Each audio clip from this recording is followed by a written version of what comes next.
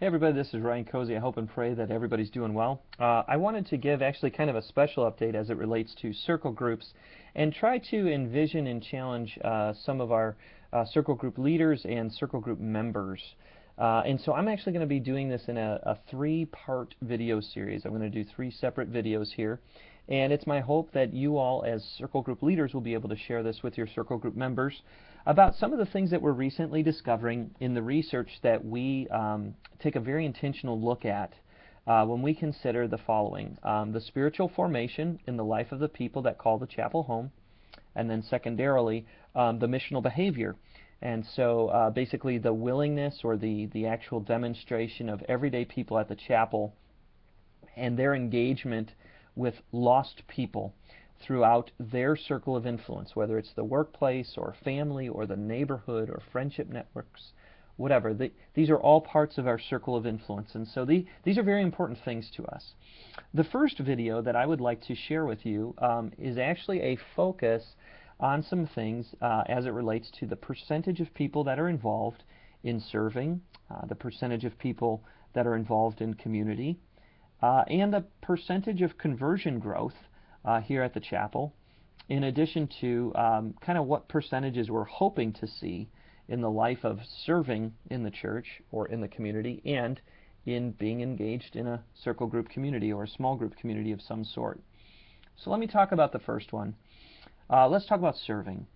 So serving is something that's very important to us at the chapel for a couple of reasons. Number one is we know that when people are serving, it helps to contribute to their overall spiritual formation, their spiritual growth in the Lord. And so that's very important for us. And then also, people that serve are more likely to be paying attention to those that are around them that don't know Jesus. And they begin to pray for them and live in the hope that these people are actually going to come into a relationship with Christ. And they build a measure of intentionality in the relationships that they have with these people. So as it relates to service, though, serving either in the church or in the community, just over 40% of the people at the chapel are involved in some part of service, either in our church or in the community. Now, 40% in terms of churches of our size, that's pretty much about what we see. But recently, our elders have begun, as they've thought and prayed through where we're at and where we would like to go, there's been a desire in the leadership of our church that between now and 2 years from now, we'd love to see 60% of people at the chapel serving, either in the church or in the community. So just to give you an example of what that would look like, basically, let's say we have roughly 5,000 adults that make up our campuses online, Cheektowaga, Lockport, Cross Point. And let's say right now 40% roughly of those people are serving. That's basically 2,000 of the 5,000 people are serving, either in the church or in the community. And so for us to go from 40% to 60%, if you're a math person, that's a jump of about 1,000 people. So we would have to go from 2,000 people actively serving to 3,000 people of our 5,000 people actively serving in the next 24 months. Assuming that there was no growth, we hope there is growth, but we would need to add that sort of people to the mix for serving. Well, this is important to us because we've never really aimed toward this. And so now that we have something that we're going to try to measure against, one of the thoughts that I had is as circle group leaders, we could begin to cast vision to people in circle groups so that they could understand here's where we're at and here's where we'd like to go. Now, let's talk about people in circle groups or small group communities as a whole, because circle groups are a part of small groups at the chapel, but they're not all of the small groups that you can participate in here. So, based on our most recent survey, we found that roughly 40% of people are in a small group community of some sort, either at our church or in a ministry of our church or in the community. Roughly 40% of people are engaged in a small group. And as I presented that information to our elders, they again, through the process of thinking through and praying over, what would we want to lead people toward, kind of arrived at the same place, saying, what if we could go in the next 2 years? What if we could grow our participation in small group community from roughly 40% and got it to 60%? Well, again, that's an increase of roughly 2,000 adults, where we're at currently, to 3,000 of our 5,000 adults, would begin to participate in small group communities. So that's not a negligible jump. It's a substantial jump. It's a 20% jump. It means that we'd have to get about 1,000 more adults actively engaged. But what an exciting challenge. What an exciting opportunity.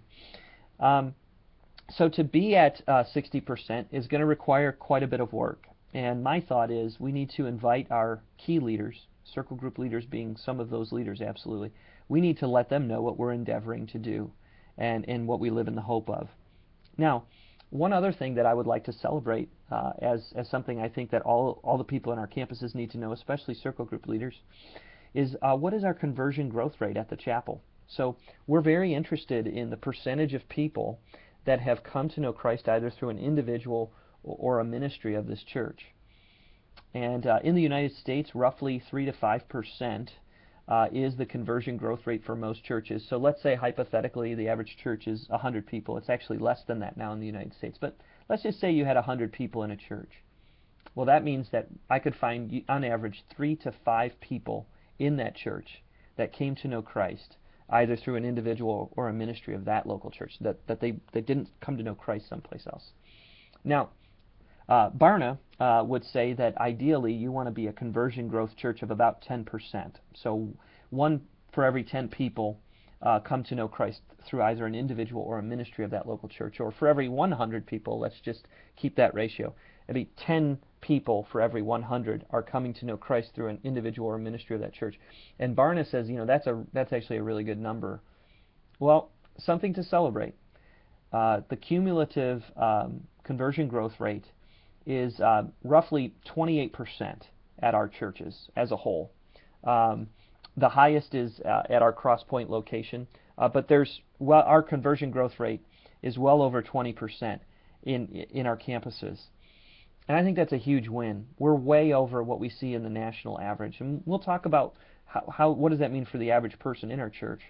But I just wanted you all to think about that. That's something to celebrate as a church. I hope and pray that that's helpful. In the next video, I'm going to start talking a little bit more about what do we see in the lives of individuals. And in the third video, I'll close with where do we need help?